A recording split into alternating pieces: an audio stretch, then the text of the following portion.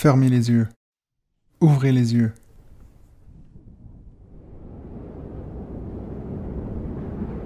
Hé, c'est pas le temps de faire la sieste là. Commandant von Duisburg sera bientôt de retour, et il a besoin qu'on ait fini d'abattre cette forêt. Vous regardez en bas et voyez la hache entre vos mains. Le poids qui vous est tellement familier.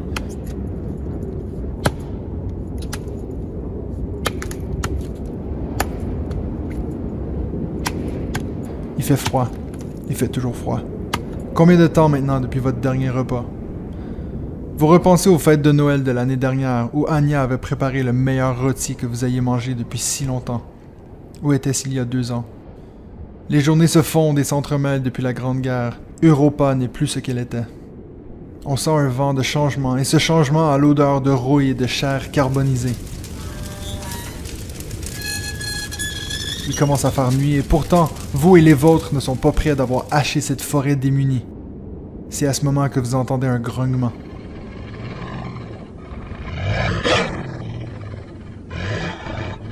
En vous retournant, vous apercevez les yeux rouges et affamés de Nacht, le loup du commandant. Certains parleraient d'un animal domestique, mais il n'y a rien de domestiqué dans Nacht, et encore moins dans Tag, le loup blanc qui l'accompagne. Le commandant s'approche de vous, laissant ses 2 loups lui frayer un chemin au travers des soldats épuisés. À vos armes, Soldaten! L'ennemi approche! Grogne le commandant, alors que vous jurez entendre les cris stridents des monstres métalliques de ce nouveau monde. Voilà votre nouvelle routine. Vous n'avez plus peur de la mort, elle qui se promène parmi vos rangs depuis si longtemps qu'elle est la bienvenue. Ce qui vous fait peur, par contre, c'est la familiarité que vous avez maintenant envers le sang et la sueur. Plus rien ne vous choque, plus rien ne vous affecte. Un autre jour, une autre tâche, un autre ordre, un autre combat. Voilà la norme dans le monde de Scythe. On joue-tu, le podcast des jeux de société, épisode 8, Scythe. Salut tout le monde, bienvenue à un épisode très spécial de On joue-tu.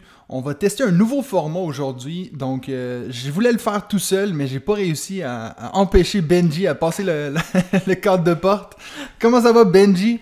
Écoute, je suis toujours très heureux de venir, même avec un accueil aussi chaleureux. Je pense que c'est rendu maintenant, ça fait partie du format, il faut te faire un horrible accueil. Mais moi, je suis quand même toujours content d'être là. C'est bon. Donc, comme vous avez vu un peu avec mon intro très particulier, on va tester un nouveau format aujourd'hui. On va consacrer tout l'épisode à un jeu. Et puis, quand on réfléchissait à quel jeu on voulait que ce soit, on n'a pas réfléchi longtemps parce que Scythe, c'est un jeu qui fait partie intégrale de notre histoire. Est-ce que tu es d'accord? Bah oui, on l'avait dit, on s'est rencontrés sur ce jeu, donc ouais. On en a fait de nombreuses parties et effectivement, c'est top qu'on commence ce nouveau format avec Scythe. Ouais. Donc les segments vont être très différents parce qu'on n'a pas de découverte cette semaine, on n'a pas de jeux qui nous font de l'œil, on va pas faire un top 5. En fait, on va vous parler de Scythe, je vais un peu vous donner l'histoire de ce jeu, vous parler de son créateur, l'illustrateur et tout. Mon ami Benji ici va vous expliquer les règles, comment ça fonctionne, puis toutes les extensions qu'il y a eu, toute la vie qui continue d'avoir ce jeu. Puis on va finir par un 3e segment qui sera des suggestions pour les gens qui aiment le jeu Scythe. Hein? Ouais. Donc, on a pris le temps de regarder dans nos ludothèques, même des fois un peu sur Internet, ce que les gens disent. Si vous aimez Scythe, alors vous allez aimer Insert Game Name. C'est ça. C'est ça. Et puis, ça fera même un petit peu des jeux qu'on attend, parce que parmi les jeux qui ressemblent à Scythe, il y en a qui sont peut-être pas encore sortis. Mais je ne divulgage pas trop. Divulgacher qui est maintenant une partie intégrale de notre podcast. Oui. Il faut que ce soit dit à chaque podcast. Il faut qu'on trouve une façon de le placer. Quoi. Oui,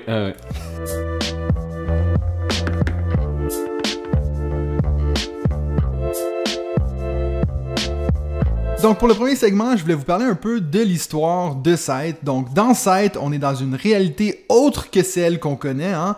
C'est-à-dire qu'on se retrouve dans les années 1920, mais c'est un continent fictif qui s'appelle Europa. Je pense qu'ils ont cherché vraiment longtemps pour un autre continent.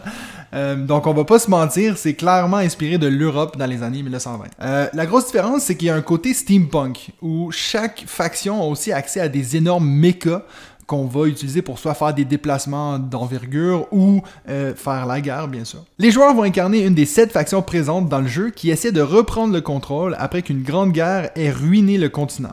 D'ailleurs, Benji, je pense que toi, tu le sais mieux que moi, mais en fait, chaque faction est un peu représentée par des pays qu'on connaît aujourd'hui, par exemple. Oui, mais en fait, on est effectivement dans une Europe post-Première Guerre mondiale ou pré-Première Guerre mondiale, mais dans laquelle l'histoire ne s'est pas déroulée exactement comme dans notre Europe à nous, mais ce qui fait qu'on retrouve effectivement les pays qu'on connaît un petit peu. Donc, tu as l'Empire germanique, tu as l'Empire russe, tu as la Pologne. Il y a même des Vikings, non? Ouais, c'est les nordistes, effectivement. Ouais. Et puis, tu as un truc qui ressemble à l'Écosse, un truc qui ressemble au Japon, par exemple. Donc, on est dans une Europa quand même assez large, hein, on va loin vers l'Est.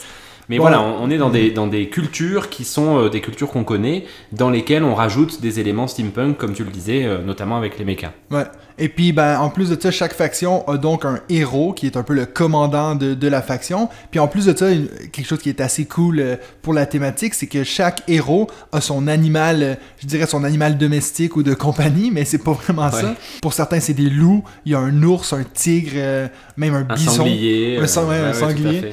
Donc voilà, ça c'est pour un peu l'histoire. D'ailleurs, Scythe qui a été créé par Jamie Stegmaier, on en parle souvent ces temps-ci à cause de Red Rising.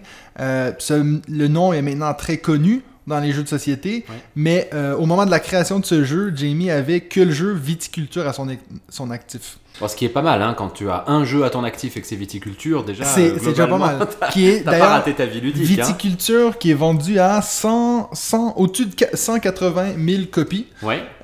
Et puis 24e sur Board Game Geek, je crois. Donc, un grand succès. D'ailleurs, c'est le succès de ce jeu-là qui a amené Jamie et son ami Alan Stone à créer Stonemaier Games. Donc, moi, je me suis toujours demandé ça venait d'où le Stone dans Stonemaier. Ça vient de là. Mais d'ailleurs, je pense que sur un podcast précédent, moi, j'ai dit Stegmaier Games, effectivement. Tu vois, j'avais oublié cette histoire. Puis moi, j'ai dit une fois Jamie Stonemaier. Donc, c'est Jamie Stegmaier. C'est ça, qui a créé Stonemaier Games. Donc, voilà une maison d'édition que vous connaissez un peu toutes maintenant. Alors, donc, qu'est-ce qui est arrivé pour Scythe? En 2014, alors qu'il se promenait sur Internet, Jamie tomba sur les œuvres d'un certain Jacob Rosalski. Jacob Rosalski. Ouais. Jacob. Non, mais c'est Jacob. Jacob, ok. Jacob. Je sais que toi, t'es très fort en nom polonais selon les derniers podcasts. Donc, il était tout de suite attiré par les illustrations. Donc, ce monsieur Rosalski qui adorait faire un peu des mondes alternatifs, c'est-à-dire où il appelait ça World of 1920 Plus. Puis c'était un peu l'idée de qu'est-ce qui serait arrivé justement après la Première Guerre mondiale si on avait cette technologie un peu steampunk. Donc, ça veut dire que les illustrations, ils existaient presque déjà. Bien sûr, ils ont été adaptés pour le jeu. Mais donc c'est Jamie qui l'a appelé, qui a dit hey, j'aimerais qu'on travaille ensemble pour ce jeu. Donc il y a vraiment eu un travail collaboratif entre les deux. Et puis franchement ça paye quand tu regardes les illustrations du jeu. Je pense franchement c'est une des choses qui est la plus attractive de ce jeu. Je sais pas si t'es d'accord. Oui, il y a un univers graphique pour Scythe qui est absolument sublime. Alors on aime ou on n'aime pas, mais il y a un vrai travail qui a été fait là-dessus, ce qui fait qu'on représente énormément de paysages qu'on connaît, des paysages européens notamment du début du siècle précédent. Simplement, souvent dans ces paysages, soit très très loin, soit dans la brume, soit il y a un espèce de gros méca qui se balade, qui est totalement inattendu là-dedans, mais qui passe comme si c'était naturel dans le décor. Et c'est pas ça qui est mis en valeur, c'est ça qui est cool. C'est vraiment bien fait et la patte graphique, c'est vraiment très très bien travaillé. C'est magnifique comme jeu. Le jeu est finalement lancé sur Kickstarter en 2015 et une campagne qui a un grand succès avec au-dessus de 17 000 personnes qui ont backé ce jeu, donc c'est énorme. Un total de 1,8 million de dollars, qui je pense à l'époque devait être dans les plus gros. Maintenant c'est presque rien quand tu dis que Frosthaven a fait 13 millions, mais 1,8 million de dollars, mais c'est de l'argent. Frosthaven avait fait 17 000 personnes. Parce que 17 000 personnes, même sur Kickstarter, c'est juste énorme en fait. À une époque, en 2015, où les prix de production étaient beaucoup moins élevés qu'aujourd'hui. Ce qui fait que c'était quand même à la fois plus accessible sur le plan financier et en même temps moins accessible parce qu'il y avait moins de gens qui connaissaient Kickstarter. Donc 17 000 personnes, c'est juste énorme pour l'époque. Ouais, bon, Frosthaven est quand même à 83 000 backers. C'est pas mal. Ils méritent leurs 13 millions. Ouais, mais tu vois, on est moins choqué de voir ce chiffre aujourd'hui, encore une fois, qu'à l'époque. Encore une fois, 17 000 personnes sur KS. C'est une grosse campagne en 2015. Je me souviens justement que Moi, j'ai toujours associé Scythe à Kickstarter. C'était je pense, une des premières fois que j'ai entendu parler d'un jeu qui avait parti sur Kickstarter, c'était Scythe. Et puis, bon, c'est drôle à dire maintenant parce qu'on le trouve partout en boutique, puis c'est un grand succès. Mais moi, j'ai toujours attribué ce jeu-là à Kickstarter, justement. Alors c'est rigolo parce que par contre, moi pas du tout. Parce que je pense que, tu vois, en 2015, des Kickstarter en France, je suis pas sûr qu'il y en avait tant que ça. Et par contre, ça a été assez vite sorti en boutique en fait, et a eu beaucoup de succès en boutique. Tu voyais la couverture dans tous les sites ludiques. Et pour moi, ça a d'abord été un jeu de boutique et je savais même pas qu'il était sur Kickstarter avant. Donc, à ce jour, Scythe est maintenant vendu à plus de 380 000 boîtes dans plus de 12 langues différentes. Donc, on parle vraiment d'un grand succès. Si vous vous demandiez si Scythe était le plus grand succès de notre ami Jamie, ben la réponse est oui. Donc, juste devant Viticulture. Mais par contre, sa maison d'édition, donc Stonemaier Games, ben c'est clairement Wingspan, qui était un succès monstre aussi. Donc, celui-là a presque le double des boîtes de vendus, donc 750 000 exemplaires à travers le monde. Par contre, bien sûr, c'est pas Jamie Stegmaier, c'est Elizabeth Hargrave. Si jamais, juste pour un peu nommer toutes les Stonemaier Games, pour ceux qui connaissent pas, on a Tapestry, Pendulum, Charterstone, Euphoria et Between the Two Castles of Mad King Ludwig. J'avoue que je les connais de nom ces jeux, mais pas vraiment... je sais pas si tu les as déjà testés, toi. Alors, je les ai pas tous testés. Donc moi, j'ai commencé par Scythe, effectivement, qui a été ma première découverte de chez Stonemaier. J'ai fait Viticulture, on en a fait un ensemble même, ça a été un vrai plaisir. C'est un excellent jeu. Tapestry, ça c'est clairement un jeu dont il faudra un jour qu'on parle avec David, parce que je sais que lui aussi est un grand fan, et moi j'ai vraiment adoré également. Pendulum, Euphoria et Between Two Castles, alors Pendulum, je l'ai vu passer, mais je l'ai jamais joué. Euphoria et Between Two Castles, je sais même pas ce que c'est. Charterstone, je l'ai aussi. Je l'ai commencé, c'est un des premiers... c'est un jeu Legacy, un jeu de placement d'ouvriers Legacy. Mais je sais pas, j'ai pas accroché, je l'ai joué tout seul, alors c'était peut-être pas la meilleure config pour un Legacy. Je l'ai toujours, peut-être qu'un jour je finirai la campagne. Moi, à chaque fois que je vois la couverture, je pense que c'est un jeu pour enfants. Mais oui, parce que les dessins sont très comme ça. Féerique, mais par contre, c'est pas du tout un jeu pour enfants, c'est vraiment un placement d'ouvriers de difficulté croissante.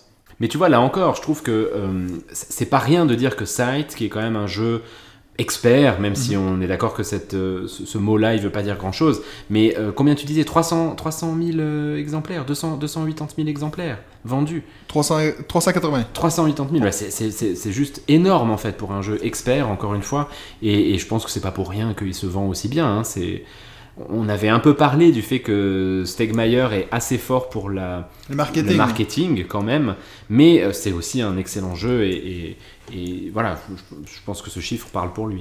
Ouais, c'est clair. Ouais, c'est un super jeu, Scythe, mais c'est pas un super jeu qui a gagné beaucoup de prix. Il en a quand même gagné quelques-uns, et il y en a un qui est tout à son honneur, c'est le 20 jeu de l'année 2017. 20 jeux, c'est un site internet de nos amis belges, et puis tous les ans, il y a une élection avec les différentes personnes qui sont sur le site du meilleur jeu de l'année, et en 2017, c'est Scythe qui l'a eu, et c'est un beau prix parce que c'est plutôt des gens un petit peu experts quand même, et les 20 jeux de l'année, c'est souvent des gros jeux qui sont élus. Donc voilà, en 2017, 20 jeux de l'année pour Scythe, c'est pas rien.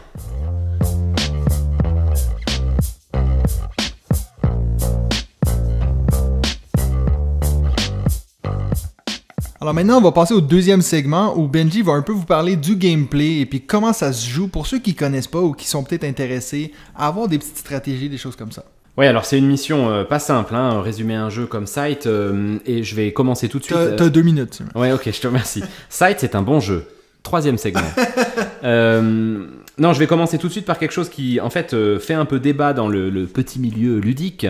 Scythe est censé représenter un petit peu un des meilleurs jeux 4X parmi les jeux de société. Les jeux 4X, c'est un titre qui est aussi utilisé dans les jeux vidéo, c'est pas que dans les jeux de société. Et puis c'est pour les mots explore, expand, exploit and exterminate. Wow. Everything in English. Donc explorer, s'étendre, exploiter et puis exterminer. L'idée, c'est d'avoir donc 4 façons de jouer au sein d'un même jeu. Un où on va découvrir un territoire. Et puis pour tout de suite commencer par le point qui fait débat, c'est que vraisemblablement ce point-là, il n'est pas très présent dans Scythe. Donc ce serait peut-être plutôt un 3X qu'un 4X. La deuxième partie, donc, c'est étendre son territoire. Et alors ça, spoiler alerte d'un point de vue stratégique, ce qui fait gagner à Scythe, c'est vraiment ça. C'est le fait de s'étendre, c'est le fait d'avoir plusieurs territoires, d'avoir conquis plusieurs territoires, d'avoir des personnages, des ouvriers ou des bâtiments sur ces territoires. C'est vraiment ça qui rapporte des points à la fin de la partie. Comme tu le sais, Mathieu, hein, puisque toute la partie stratégique de Scythe est bien sûr faite par Mathieu. Ensuite, il y a exploiter, donc ça c'est la gestion, hein, c'est l'exploitation de ressources, hein, donc dans Scythe vous avez le blé, la roche, le pétrole, le métal, et puis bien sûr les ouvriers qui sont une ressource en elle-même. Et enfin, Exterminate, qui est donc la partie combat, la partie assez interactive. Mais là encore, dans Scythe, on passe beaucoup plus de temps à se protéger contre un éventuel combat, à faire gaffe, à montrer ses muscles, à se défendre, plutôt qu'à combattre, parce que faire trop de combats ne rapporte pas tant de points que ça. Donc voilà, ça c'est la définition des jeux 4X. Je vais pas passer 3 heures à dire si Scythe ou pas est un 4X ou pas, mais en tout cas, à part l'exploration, les 3 autres X sont vraiment très représentés dans Scythe. Donc le principe du jeu, c'est que vous êtes une faction, il y a 7 factions disponibles au total. Hein. Ça aussi, c'était un petit peu particulier quand même quand ils pensent au début, parce que quand tu achètes la boîte de base, le plateau de base, il y a les espaces pour les 7 factions, puisque chacune commence dans une zone précise. Mais en fait, quand ils ont sorti le jeu, il y avait 5 factions dans la boîte, et puis les 2 autres, je pense, étaient imaginées, mais probablement pas terminées, et elles sont arrivées un peu plus tard dans une des extensions dont je parlerai tout à l'heure. Donc Scythe, c'est aussi ça qui est intéressant, c'est que vous commencez avec une faction personnelle qui représente donc un peuple, hein, on en a un peu parlé tout à l'heure, l'Empire germanique, la Pologne, les Nordiques, etc. Donc vous avez une partie asymétrique, puisque vous avez un plateau joueur avec un pouvoir spécial pour chaque faction. Ensuite, vous avez un petit peu de matériel qui vient avec ça. Quand je dis un petit peu de matériel, un beau matériel qui vient avec ça, et c'est aussi ce qui fait la grande qualité de Scythe, c'est son matériel. Bon, même en plus du matériel, c'est un jeu qui est très customisé. Il y a plein de gens qui ont... Alors, oui. Justement, toi, tu as aussi ça, des clair. petits... Mais je pensais en parler un peu tout à l'heure, effectivement, tu vas voir. Mais on a pu aller plus loin ensuite sur ce qu'on pouvait mettre comme matériel dans Scythe. Mais même dans le matériel de base, vous ne regretterez pas votre achat, hein, parce que vous avez donc, pour chaque faction, une figurine qui représente le commandant. C'est ce que tu disais tout à l'heure. Donc, il y a toujours le commandant ou la commandante avec son animal de compagnie.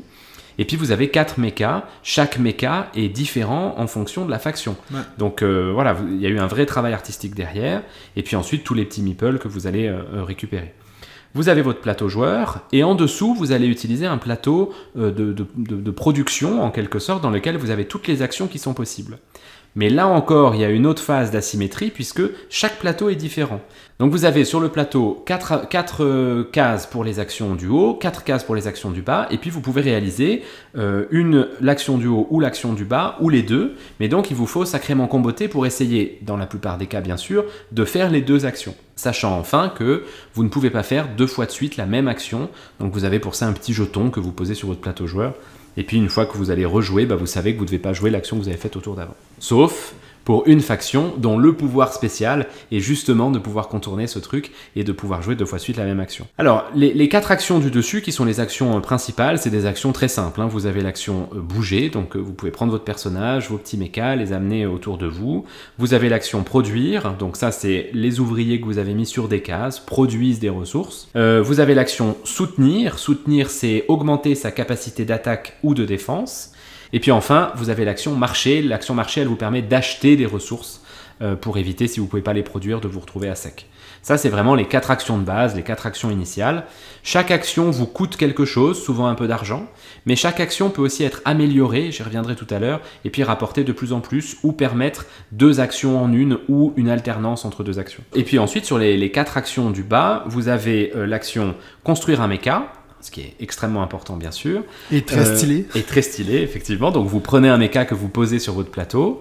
L'action construire un bâtiment, vous pouvez construire des bâtiments qui vous apportent des pouvoirs spéciaux. L'action embroler une recrue, ça tu t'en rappelles, hein, puisque t'aimais bien cette partie-là. J'étais pas mal, ouais. Enrôler une recrue, c'est tout simple, c'est vous payez quelque chose, vous prenez un petit meeple, vous le posez sur votre plateau joueur, ça vous rapporte un bonus immédiat, et puis à chaque fois que quelqu'un fait l'action de la recrue que vous avez enrôlée, vous gagnez un petit bonus. Donc c'est vrai que c'est assez intéressant. Que ce soit vous ou quelqu'un d'autre. C'est ça, ouais. Et enfin, vous avez l'action améliorer. Sur votre plateau d'action, il y a de mémoire 8 petits carrés qui bloquent des ressources en haut. Et quand vous allez améliorer, vous allez prendre un petit carré. Donc vous allez améliorer l'action du haut et vous allez le poser sur un coût de l'action du bas. Donc vous allez diminuer le prix de l'action du bas. Et donc ça, là aussi, l'amélioration vous permet d'avoir des actions de plus en plus puissantes. Franchement, c'est une des choses que je trouve le plus original de ce jeu, c'est le côté où en payant un truc, ça t'améliore. Ouais. C'est tellement bien réfléchi, je trouve. Et puis du coup, tu combottes de plus en plus de choses. Tout l'enjeu, c'est bien sûr de réussir à chaque fois à faire l'action du haut et l'action du bas, mais c'est bien sûr pas si simple. Donc au début, clairement, on n'a pas assez de ressources.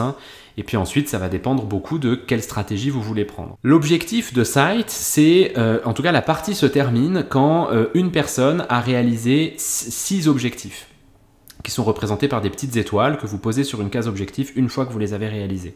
Ces objectifs, il y en a une dizaine ou une douzaine, je ne les ai plus tous en tête, mais il y a construire le maximum d'ouvriers, donc construire 8 ouvriers, construire les 4 bâtiments du plateau joueur, construire les 4 mechas du plateau joueur, gagner un combat. C'est pour ça que je vous disais tout à l'heure que faire beaucoup de combats n'avait pas d'intérêt, parce que vous ne pouvez gagner qu'une étoile pour les combats. Vous pouvez ensuite faire d'autres combats, mais vous ne gagnerez pas l'étoile objectif. Etc., etc. Donc il y en a une petite dizaine comme ça. Et une fois que vous avez rempli ces 6 objectifs, la partie s'arrête. Et ensuite, vous comptez les points. Et les points, vous allez les compter en fonction de plusieurs choses, en fonction du nombre d'hexagones que vous allez occuper. C'est pour ça que je vous disais tout à l'heure que l'expansion, c'était vraiment le truc le plus important. En fonction du nombre de ressources que vous avez à votre disposition. Et enfin, la dernière chose, c'est vous gagnez des points en fonction du nombre d'étoiles objectifs que vous avez. Vous multipliez tout ça par un facteur qui dépend de votre popularité, qui est un autre truc à prendre en compte pendant la partie. Plus votre popularité est haute, plus le facteur multiplicateur est haut. Et puis à la fin, vous avez un total de points de victoire. Celui qui en a le plus gagne. Là, on peut reconnaître que Sight n'est pas le jeu le plus original du monde sur cette condition de victoire. Parce que si ça avait été le moins, j'aurais souvent gagné. Mais en tout cas, voilà. J'espère que c'est assez clair la façon dont je vous l'explique, parce que c'est pas si simple de vous résumer Sight assez rapidement. Moi, j'avais dit 2 minutes, t'as quand même dépassé. J'ai dépassé un petit peu, non? Un petit peu. 2 minutes, je pense que c'était rude. Mais en gros, voilà, chacun de vos tours, vous allez jouer une action. Encore une fois, l'objectif, c'est de réussir à jouer l'action du bas et l'action du haut à votre tour. Et puis ensuite, vous passez le tour à votre voisin qui va faire son action. Pendant ce temps-là, c'est tout l'enjeu de Sight. Vous devez essayer de réfléchir à l'action que vous allez faire après pour éviter l'analysis paralysis. Au moment où vous revenez à votre tour, vous passez 1 heure à réfléchir à ce que vous allez faire. Donc il faut essayer un petit peu de jouer ce jeu-là pour pas faire perdre trop de temps, si ça vous agace de perdre trop de temps. Ouais. Il y a un petit peu d'opportunisme quand même en fonction des mouvements que peuvent faire vos camarades. Et puis je vous ai pas tout dit parce qu'il y a aussi des jetons rencontres. Ouais. C'est simplement des objectifs. C'est ça, ouais. La rencontre, vous vous mettez sur une tuile où vous avez ce jeton-là et puis vous lisez une carte qui va vous apporter des bonus. Et puis ça, c'est un aspect presque un peu narratif dans le jeu. Ça rejoint un peu ce que tu disais au début, c'est que ça permet vraiment d'explorer l'univers de Sight. C'est vraiment assez sympa. Et pour la petite histoire, moi j'aime beaucoup jouer la faction où sur une carte rencontre, vous avez 3 possibilités, vous en choisissez une, et il y a une faction où vous en choisissez 2 sur les 3. Et puis c'est, je pense, ma faction préférée. Bon, il y en a beaucoup de ces cartes quand même. T'sais, si tu parles de l'élément narratif, moi je les ai clairement pas toutes vues. Il y en a au-dessus de 50, je pense. Il y en a énormément. Il y a même une extension qui en a ressorti des cartes rencontres. Donc ça c'est un aspect vraiment intéressant du jeu. Tu l'as dit, il y a les cartes objectifs. Le système de combat est sympa. Il se joue avec des cartes secrètes que vous savez vous. Donc on n'a pas de dés, ce qui est vraiment exactement. chiant. Pas de dés. C'est absolument pas de hasard, c'est un peu du bluff. Vous avez des cartes secrètes de votre côté, plus votre puissance militaire qui là est connue de tous, mais vous pouvez pas de toute façon dépenser plus de 7 points de ressources militaires sur une roue que vous utilisez. Donc on peut à peu près calculer combien va faire l'autre, bien sûr. Encore une fois, faire 12 combats, ça sert pas à grand chose, sauf pour une faction qui, elle, justement, a un pouvoir spécial là-dessus. Donc voilà, vous voyez, il y a vraiment plein d'aspects à prendre en compte. Quand je dis ça, j'ai peur de faire passer Sight pour un jeu extrêmement complexe. Et puis on en parlait juste avant en off. C'est un jeu expert, mais c'est pas non plus le plus dur des jeux experts. Non, c'est sûr que si tu commences avec ce jeu-là comme ton premier jeu expert, je sais pas si c'est la meilleure chose, je dirais, mais c'est clairement un jeu, si vous êtes habitué à des choses un peu plus poussées, il y a rien d'intimidant dans Sight, je pense. Non, je suis tout à fait d'accord. Après, je veux dire, au niveau des règles, parce que au niveau de savoir qu'est-ce qu'on fait, puis de la stratégie, je pense que ça prend quand même 3-4 parties. Moi, j'en ai fait une dizaine, puis j'ai toujours pas compris. Non, mais c'est vrai que moi j'avais fait, pour parler peut-être justement un peu stratégie, je trouve que c'est une question intéressante. Et puis en plus, on nous a demandé de parler de stratégie dans le podcast, dans les questions que tu avais posées aux auditeurs. C'est un jeu que moi j'ai découvert stratégiquement en le jouant en ligne. Il y a une application, Site, qui est très bien faite, et puis c'est là où j'ai commencé vraiment à faire un peu de stratégie. Alors en toute modestie, parce que je ne peux pas prétendre être un expert de Site non plus, mais ce dont je me suis aperçu, c'est qu'il ne fallait pas s'éparpiller en fait. Ça, quand je dis ça, j'ai l'impression d'enfoncer une porte ouverte, tout le monde le sait, il ne faut pas s'éparpiller sur tous les objectifs, et puis il faut essayer d'être rigoureux sur les étoiles à aller rechercher, c'est quand même ça qui rapporte des points. L'extension de territoire, ça c'est extrêmement important, je le redis, et puis surveiller cette cote de popularité, parce que selon que vous soyez plus ou moins élevé, vous allez donc avoir un multiplicateur différent. Et ça change vraiment la donne à la fin. Vous pouvez être très étendu, mais si vous avez une popularité très basse, vous aurez un multiplicateur très bas et vous pouvez vous faire perdre sur ce genre de choses.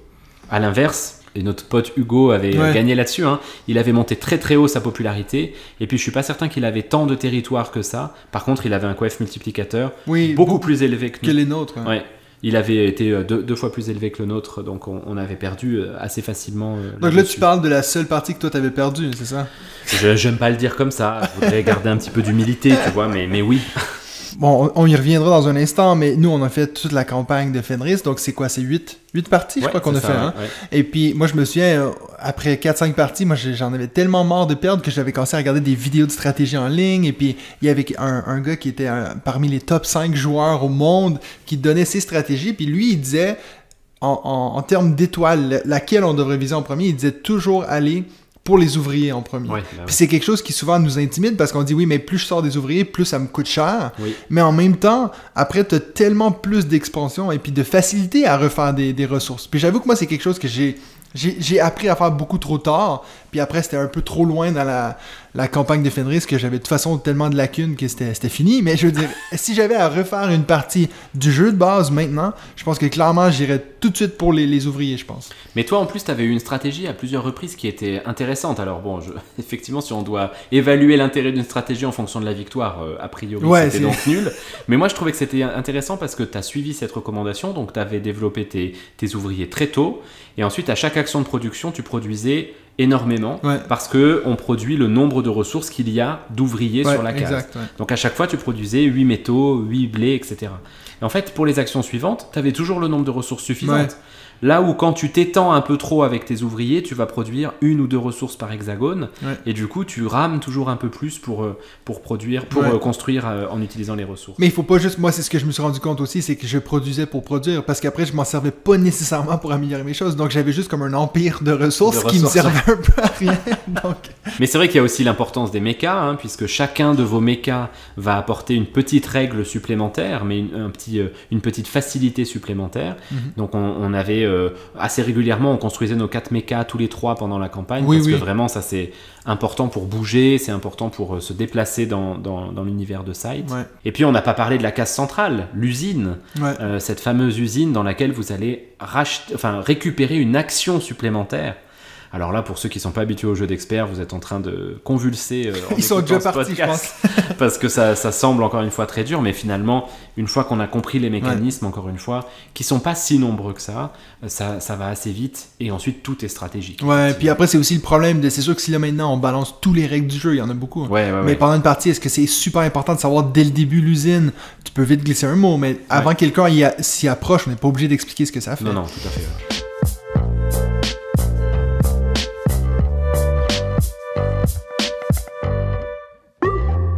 Donc maintenant, on va passer à notre opinion personnelle puis notre expérience avec ce jeu parce qu'il y a beau avoir connu tout plein de succès. Maintenant, qu'est-ce qu'on en pense, nous, Benji et Mathieu? Donc moi, déjà, juste pour vous dire, j'avais joué à ce jeu au Canada. Je pense qu'on en parlait aussi en off juste avant. C'est un de mes premiers gros jeux que j'avais fait que...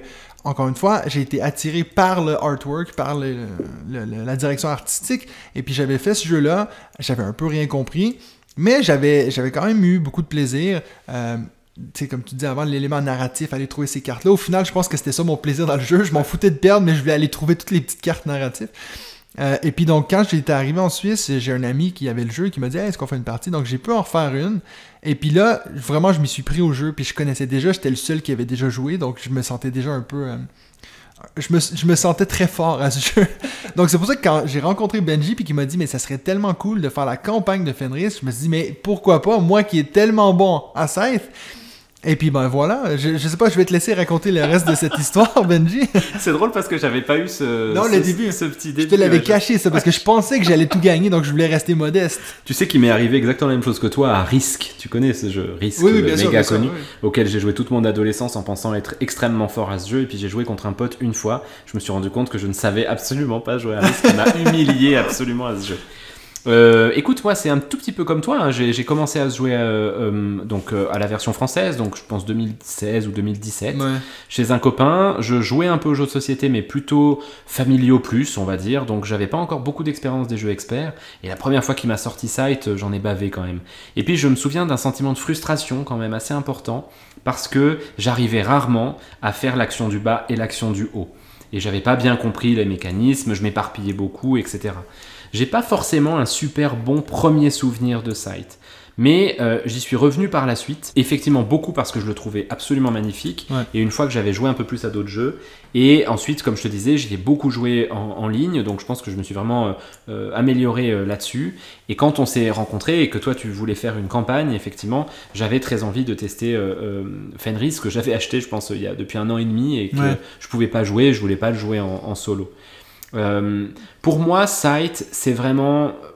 il est dans mon top 10, tu vois, de tous les jeux que j'ai. Pour plusieurs raisons, je pense que c'est un jeu dont j'aime beaucoup la stratégie. C'est un des rares jeux que j'ai vraiment usé pour pouvoir avoir cette fameuse courbe de progression dont on parle sur tous nos jeux, mais au final où on reste toujours dans les premiers niveaux. Je pense que Scythe, pour le coup, je me fais plaisir en jouant parce que maintenant quand je joue, je sais ce que je fais. Je sais pourquoi je le fais. Et ça, c'est quand même hyper agréable, ce sentiment. C'est un sentiment qu'on veut avoir pour tous nos jeux, mais qu'on n'a juste pas le temps. Mais qu'on n'a pas le temps, c'est ça. Et du coup, c'est vrai qu'il y a un petit côté un peu affectif avec ce jeu-là. Mais au-delà de ça, je pense que c'est vraiment un très bon jeu en lui-même parce que justement, il est assez bien équilibré, je trouve. Alors ça aussi, c'est un truc à rendre à hommage à Stegmaier, c'est qu'il est capable de faire des FAQ dans lesquels il va dire attention en termes d'équilibrage, il ne faut pas mélanger telle faction avec tel plateau d'action, par exemple, parce que c'est trop fort. Donc ça, il y a maintenant dans les règles, c'est assez connu, hein, il faut faire attention à ce qu'on fait là-dessus. Mais je le trouve bien équilibré, j'aime beaucoup cette multiplicité d'actions qu'on peut faire. On peut partir sur des stratégies totalement différentes. Et puis, en plus, Scythe a pu se renouveler parce qu'il y a eu quand même un certain nombre d'extensions qui sont sorties. Alors la première extension, c'est Conquérant du Lointain. Donc Conquérant du Lointain, elle rajoute les 2 factions qui manquent sur le plateau pour avoir les 7. Qui sont 2 factions assez originales parce qu'elles ont des pouvoirs qui sont vraiment un peu différents des 5 premières. Avec des jetons. C'est ça, ils rajoutent des choses sur le terrain, donc ça c'est assez fun. Ensuite, il y a eu une extension qui est Stratège des cieux. Alors ça, c'est une extension sublime où vous avez des espèces de... Comment ça s'appelle Des aéronefs, non? Ouais, c'est ça, des aéronefs, un peu, pas des dirigeables, mais des espèces de méca volants, en fait, des grosses barges volantes que vous posez sur un espèce de petit socle transparent. Ma seule critique à ça, c'est que toutes les barges, tous les aéronefs sont les mêmes. Alors ça, j'ai toujours trouvé ça un peu triste par rapport au fait que les mechas, tu vois, sont tous différents. Et là, à part la couleur, c'est tous les mêmes. Je trouve ça un peu dommage. Je l'ai très peu joué, celle-là. Elle modifie, je crois, énormément les composantes de mouvement, puisque tu peux aller beaucoup plus loin sur la carte avec un aéronef. Et ensuite, il peut y avoir des combats entre aéronefs, avec des systèmes de cartes là aussi un peu différents. Mais je la connais pas très bien. Par contre, c'est vrai qu'elle est assez belle. Vous avez eu une extension de nouvelles rencontres, c'est ce qu'on disait tout à l'heure, de nouvelles cartes rencontres. Donc là, en gros, avant que vous fassiez toutes les rencontres, il faut vraiment manger quelques parties de Scythe. Vous avez eu une extension, une des dernières, je crois, ce sont des plateaux modulables. Donc là, c'est que vous pouvez modifier le terrain de base. Alors, est-ce que ça, c'est pas le 4e X dont on parlait tout à l'heure, tu vois? Peut-être qu'ils l'ont rajouté par après. Ouais, c'est peut-être un peu le côté explore, ça, pour le coup, ces plateaux modulables. Ensuite, vous avez bien sûr la campagne de Fenris, qui est une campagne en 8 scénarios. On a dit qu'on spoilait rien. Mais il y a des choses que vous pouvez ensuite rajouter au jeu de base, disons-le comme ça. En gros, chaque scénario rajoute une règle modulable, quasiment, que vous pouvez rajouter derrière. Et puis des fois, c'est nous qu'il faut choisir de quel côté on va aller, des choses comme ça. Donc, ça, en fait, il y a potentiellement plus que 8 scénarios, mais si tu suis l'histoire, il n'y en a que 8, Et puis ça, c'est vraiment juste pour... encore une fois, je spoil rien, mais sachez que dans la boîte de Fenris, il y a quand même des boîtes genre enveloppe à ouvrir au fur et à mesure que vous avancez avec de belles surprises. Vraiment, c'est une très très belle campagne, très bien réussie, je trouve. Et puis ils ont aussi fait une version pour enfants, non? Alors oui, tout à fait, il y a My Little Sight qui est sorti. Donc alors pour le coup, moi je l'ai acheté pour la jouer avec mon fils. Ah ouais? Ouais. Et c'est drôle parce que c'est vraiment, on retrouve les mêmes mécanismes de Sight. C'est-à-dire que vous avez une action en haut, une action en bas. Par contre, il y a beaucoup moins d'actions. Oui. La thématique est bien sûr beaucoup plus rigolote. Hein. C'est des petits personnages animaliers qui sont très mignons, qui se baladent sur une carte comme dans Sight, et puis qui se font une guerre à base de lancer de tartes aux fraises. Et vous devez récupérer des gemmes, les amener au château central qui représenterait un peu l'usine. Et puis My Little Sight a eu son extension qui est le même système que Stratège des cieux, c'est-à-dire que vous avez aussi des petits aéronefs. Celle-là, je l'ai pas testée. Et puis enfin, comme tu le disais, il y a aussi énormément de matériel qui a été sorti pour pimper ton jeu. Donc ils ont sorti une Legendary Box qui est énorme, dans laquelle vous pouvez mettre tous les trucs de Sight. Vous pouvez acheter les ressources qui ne sont plus des meeples mais qui ressemblent aux ressources. Vous pouvez acheter, alors c'est effectivement ce que j'ai fait pour finalement notre dernière partie, donc je l'ai sorti qu'une fois, mais chez un mec qui m'a sculpté en plastique avec une imprimante 3D tous des petits bâtiments mais qui ne sont plus des meeples, des petits meeples de bois qui sont propres à chaque faction, qui sont propres à chaque faction, qui sont juste magnifiques.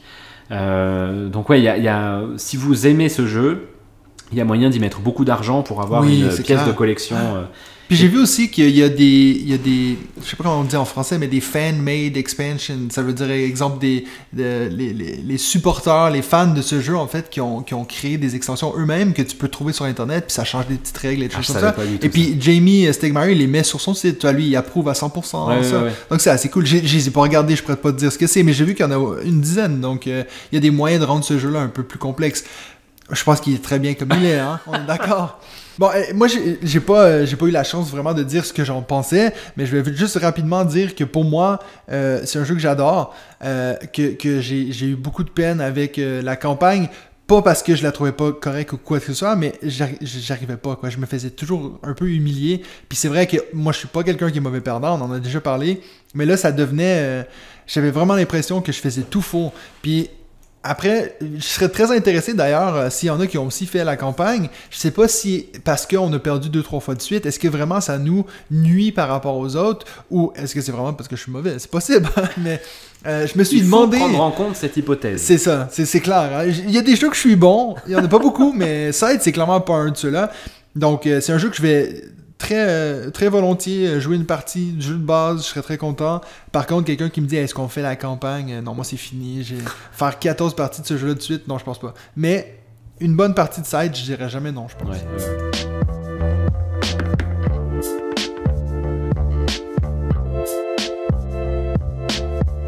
Pour le dernier segment, on va juste rapidement vous donner des suggestions si vous êtes fan de Sight puis vous voulez aller vers autre chose. Donc, nos suggestions vont être un petit peu différentes. Moi, j'ai vraiment essayé de regarder au niveau de la thématique puis le feeling qu'on a quand on joue à Sight. Donc, je vais y aller avec ma première. Moi, en jouant à Sight, j'ai retrouvé des sensations. Il y en a certains qui vont me dire, mais quoi? Mais le jeu Dead of Winter, j'en ai déjà parlé sur ma chaîne.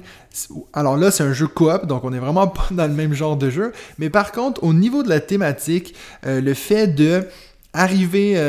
bon, là, on est dans un monde où il y a des zombies partout, mais à chaque tour, il y a quelqu'un qui va lire une carte qui va... Il y a cet élément narratif qui va changer la partie.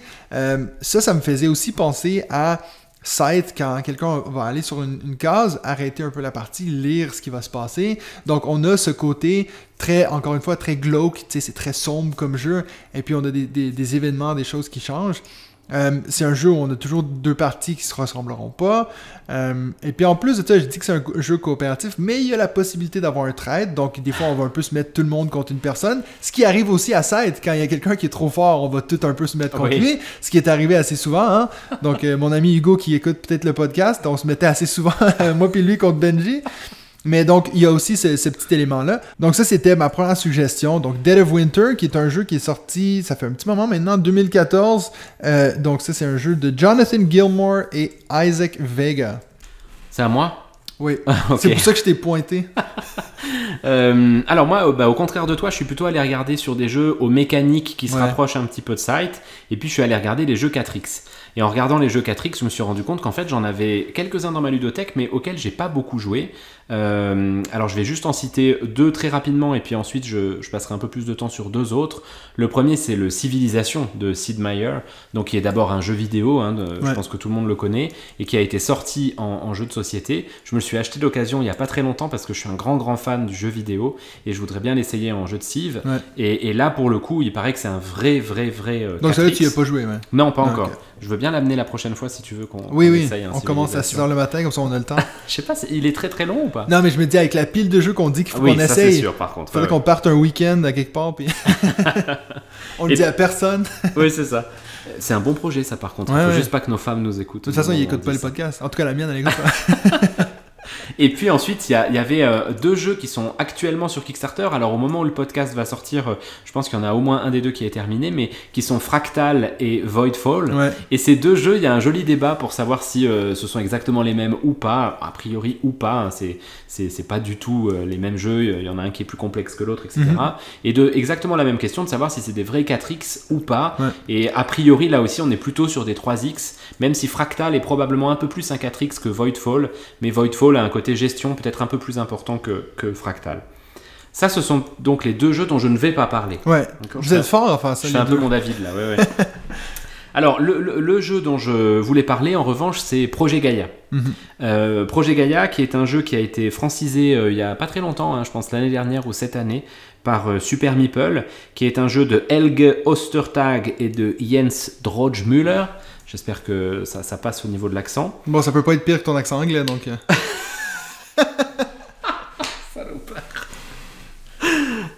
Ok, je prends. Projet Gaia, ce qui est, c'est une espèce de Terra Mystica dans l'espace. Enfin, c'est pas une espèce d'ailleurs, c'est tout à fait revendiqué. C'est un Terra Mystica dans l'espace. Et puis là, pour le coup, il y a un aspect d'exploration assez semblable à celui de Sight. Vous allez vous disperser sur des planètes, vous allez produire des ressources, vous allez développer, et ça c'est probablement ce qui ressemble le plus à Sight, un plateau individuel que vous avez avec des bâtiments qui vont vous permettre de comboter à chaque action que vous allez faire pour avoir des actions plus fortes, poser les bâtiments sur les planètes, construire des conglomérats, donc quand vous avez plusieurs bâtiments sur plusieurs planètes proches, ça vous fait une alliance. Et puis surtout, Projet Gaia, il y a une grosse asymétrie, puisqu'il y a plein de factions, là encore différentes. Il y a les humains de Terre, mais il y a aussi plein d'aliens, et puis chacun a des pouvoirs spécifiques. Projet Gaia, c'est vraiment un excellent jeu, mais tu vois, typiquement, j'en ai pas fait assez pour pouvoir encore maîtriser complètement ce que je fais quand je joue. Et au moment où je t'en parle, je me dis qu'il faut que je joue à Projet Gaia. Ouais, c'est vraiment un très bon jeu. Donc on le met sur la pile. Exactement. Mais peut-être on va le mettre un peu haut sur la pile. On va le faire passer devant d'autres. Mais d'ailleurs, Jamey Stegmaier lui-même a dit qu'il s'est un peu inspiré de Terra Mystica, il me semble, dans sa création donc c'est normal qu'on ait un peu les mêmes sensations. Il a aussi dit, j'ai vu sur internet, il disait que en fait, lui, quand il a créé Sight, lui, le pitch pour ce jeu-là, il dit c'est comme si Kemet avait eu un enfant avec Agricola. C'est comme ça qu'il vendait le jeu. Puis je trouvais ça assez intéressant parce que c'est vrai qu'on a un peu l'élément fermier, si on veut. Placement d'ouvrier. C'est ça. Ma deuxième suggestion, si vous aimez Sight, alors... Encore une fois, moi je suis vraiment pour le feeling. Même quand j'en ai parlé à Benji, il m'a demandé mais pourquoi tu parles de ce jeu-là. Mais moi j'ai aussi. Si moi je suis toujours d'accord pour qu'on parle de ce jeu-là. T'es toujours d'accord. Ah oui. Donc le jeu préféré à Benji, Anachronie. Oui. La première fois que j'ai joué à Anachronie, j'ai un peu eu ce même sentiment de me dire ok, jeu compliqué, ça va me prendre 3-4 parties pour vraiment comprendre le jeu. Mais c'est un jeu que je me suis tout de suite dit, ça il faut que je me remette dedans. On a une thématique aussi qui est très, très forte. Cette idée de voyage dans le temps. Alors, tu me diras, il n'y a aucun rapport avec Sight, mais c'est vraiment un jeu, je pense que moi, déjà quelqu'un qui est très attiré par la thématique, si tu me vends déjà sur l'idée, je vais trouver une façon d'aimer le jeu. Puis j'ai eu ce même sentiment-là avec Sight, tu vois, parce qu'on regarde les dessins et tout. Là, c'est pas nécessairement au niveau des illustrations, même s'ils sont très jolis, mais on n'a pas autant des cartes, des choses comme ça, mais c'est vraiment l'idée de faire du voyage dans le temps qui va justement être prêté à la mécanique de jeu. C'est pas juste on dit on voyage dans le temps pour dire qu'on voyage dans le temps. Ben, c'est la même chose avec Sight, on dit pas on explore pour explorer, non, il faut pour ton empire et tout. Donc moi, peut-être qu'il y en a qui vont dire que je j'ai fumé quelque chose, mais pour Non, mais- moi, Anachronie et P-Site, j'ai eu un peu les mêmes sentiments. Maintenant que t'en parles, peut-être qu'il y a quelque chose aussi de commun dans les mechas et les... Aussi, et peut-être visuellement aussi. Ouais, c'est ça. Comment ça s'appelle dans Anachronie, les exosquelettes que Ouais, tu ouais. utilises pour faire les actions. Il y a peut-être quelque chose comme ça. Et puis après, on est sur des mécaniques de placement d'ouvriers Ouais. quand même. Hein, donc, Puis les exosquelettes, en plus, ils sont pas pareils, comme tu tout disais. à fait, tout à fait. Il y a de la symétrie également. Non, et puis moi, de toute façon, dès qu'on parle d'Anachronie, je suis d'accord. Hein, Ouais. donc, étant donné que c'est le meilleur jeu du monde. Puis après, c'est vrai que je pense après, c'est vrai que David, je sais pas trop son expérience avec les gros jeux experts, mais c'est vrai qu'entre nous deux, toi, tu t'y connais clairement plus que moi, donc c'est peut-être aussi ça que finalement, j'en connais pas tant que ça des jeux experts. Non, mais il n'y a pas de souci. Il faut pas que tu aies honte de tes opinions. Encore une fois, si c'est pour parler d'Anachronie, c'est ok. C'est bon. C'est ok. ok. Donc c'est quoi, toi, ta deuxième suggestion? Alors moi, ma deuxième suggestion, je fais un peu mon David, surtout parce que ça me permet aussi de parler d'une découverte potentielle ou d'un coup de cœur que j'attends un petit peu. Puisqu'en faisant des recherches sur ces jeux 4X, j'ai découvert celui dont tout le monde parle quand on parle des 4X, qui est Eclipse. Et il se trouve que Eclipse, je ne le connaissais pas. Et en fait, a priori, il y a sa deuxième édition qui va arriver. Là, je suis sur le site de 400 coups. Et il va arriver a priori en novembre, en français, chez Matago. Eclipse, c'est un jeu de Tuco Taco Kallio, mais c'est surtout un énorme jeu 4X pour le coup, dans l'espace également, où là l'objectif c'est vraiment de coloniser l'espace, de créer des alliances, de se construire un empire industriel, un empire diplomatique. Alors moi quand je parle de ça, j'ai les yeux qui brillent, vous le voyez pas, mais c'est vraiment le genre de jeu qui me fait rêver. J'ai toujours aimé ces jeux, soit jeux vidéo, soit jeux de société, et du coup bah ça y est, il est dans ma wishlist. Et puis je me réjouis de peut-être vous parler de ce jeu Eclipse, qui donc est a priori un des plus grands 4X qui soit, et qui, si vous aimez Sight, pourra probablement vous plaire également. Ouais, parfait. Bon, notre question de la semaine, on va relancer là-dessus. Donc, nous, on va vous demander à vous, si vous aimez Sight, quelle serait votre suggestion pour les gens qui, donc comme nous, peut-être que vous avez des meilleures suggestions que Anachronie, quoi. C'est une excellente suggestion. Donc voilà, c'est tout pour ce format. On va voir si vous appréciez ce nouveau format. Il y a des bonnes chances qu'on répétera l'expérience avec d'autres jeux. Donc d'autres jeux à Peut-être avec succès. Anachronie, par exemple. Ou avec Monopoly. Non. Ça, c'était une fois. Je m'excuse c'est faux, d'ailleurs que David ait parlé de D'ailleurs, Monopoly. j'ai pas réagi sur ce podcast, effectivement, mais ça, moi, je l'aurais sorti au montage. Monopoly, mon Dieu. Après, le truc, c'est que c'est tout ce qu'il a dit, David. J'allais pas couper tout ce qu'il a dit dans le podcast. Donc voilà, c'est tout pour nous cette semaine. On se retrouve la semaine prochaine pour un autre épisode de... On joue-tu?